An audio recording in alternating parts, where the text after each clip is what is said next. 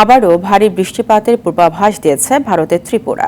শুক্রবার দেশটির জাতীয় আবহাওয়া বিভাগ পরবর্তী ২৪ ঘন্টার পূর্বাভাসে বলেছে, ত্রিপুরার দক্ষিণ উত্তর উনাকোটি এবং ধালাই বিভাগে ৭ থেকে ১১ সেন্টিমিটার ভারী বৃষ্টিপাত হতে পারে।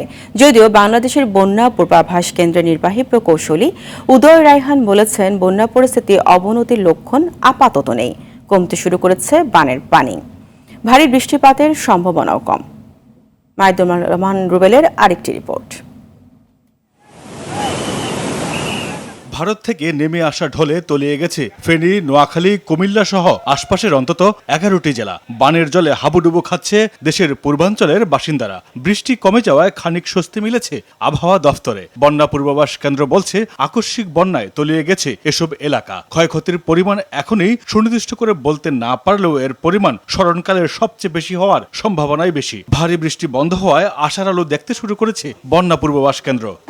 জি, বর্তমানে আসলে আমাদের পূর্বাঞ্চলীয় জেলাগুলো ব্যাপকভাবে বন্যা আক্রান্ত হয়েছে, তবে চূড়ান্ত ক্ষয়ক্ষতির তথ্য এখনো পাওয়া যায়নি। বাংলাদেশ পানি উন্নয়ন বোর্ড মূলত হচ্ছে যে কাঠামোগত যে ব্যবস্থাগুলো আছে, অর্থাৎ বাঁধ ইত্যাদির ক্ষয়ক্ষতি নিরূপণ এবং এই ক্ষয়ক্ষতিগুলো লিপিবদ্ধ করে। এখনো পূর্ণাঙ্গ তথ্য পাওয়া যায়নি, তবে কিছু কিছু স্থানে ভাঙন এবং পানি টপকানোর খবর পাওয়া গেছে। যেমন ফেনী নদীতে, মুহুরীতে মোটামুটি ২০টি স্থানে ক্ষতির খবর পাওয়া গেছে। এছাড়া হবিগঞ্জে খোয়াই নদীতেও ১-২টি পয়েন্টে পানি ক্ষতিগ্রস্ত হওয়ার খবর পাওয়া গেছে, তবে আংশিক ক্ষতির খবর পাওয়া গেছে, তবে এখনো পূর্ণাঙ্গ তথ্য পাওয়া যায়নি।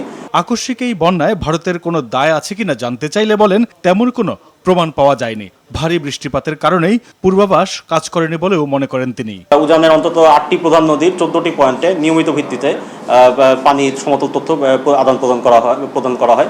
এছাড়াও ভারতীয় যে কেন্দ্রীয় জল কমিশনের যে ওয়েবসাইট আছে, সেখান থেকে আরও বেশ কিছু পানির লেভেলের তথ্য নিয়মিত ভিত্তিতে দেখা যায়, এবং এই তথ্যগুলোকে কাজে লাগিয়ে মূলত বন্যার পূর্বাভাস তৈরি করা হয়। তবে দেখা গেছে যে আমাদের যে বিগত কয়েকদিনের যে বন্যাটি হলো, সেটি মূলত আমাদের ভারতের ত্রিপুরা রাজ্যের থেকে নেমে আসা নদীগুলোর কারণে হয়েছে, এবং ত্রিপুরা রাজ্যের তুলনামূলক পাহাড়ি অঞ্চল হওয়ার কারণে এখানে সবগুলো নদী হচ্ছে আকস্মিক বন্যাপ্রবণ নদী, এবং এখানে আমরা যে ট্রাভেল টাইম বা লিড টাইম পাই, সেগুলো হচ্ছে সর্বোচ্চ ১২ থেকে ১৮ ঘন্টা সর্বোচ্চ, এবং কিছু কিছু ক্ষেত্রে আরও কম। তাই এই ক্ষেত্রে আসলে এই পানির তথ্য দিয়ে আসলে এর থেকে পূর্বাভাস করা ভূপ্রাকৃতিক কারণেই সম্ভব না। বাংলাদেশের বন্যা পূর্বাভাস কেন্দ্র আশার আলো দেখালেও ত্রিপুরার সতর্ক বার্তায় চিন্তার ভাঁজ বন্যা দুর্গত এলাকার বাসিন্দাদের কপালে। ত্রিপুরার পূর্বাভাস জানিয়েছে, বঙ্গোপসাগরের উত্তরাংশে একটি নিম্নচাপ তৈরির পরিস্থিতি সৃষ্টি হয়েছে। নিম্নচাপটি ঘূর্ণিঝড়ে রূপান্তরিত হওয়ার আশঙ্কা রয়েছে, ফলে ত্রিপুরায় আরও কয়েকদিন ভারী বর্ষণ হতে পারে। গেল সপ্তাহে ভারী বর্ষণে ত্রিপুরায় দেখা দেয় ভয়াবহ বন্যা। সবশেষ তথ্য অনুযায়ী এ বন্যায় ২২ জন নিহত হয়েছে, ক্ষতিগ্রস্ত হয়েছে প্রায় ১৭ লাখ মানুষ। মাইদুর রহমান রুবেল, RTV, ঢাকা।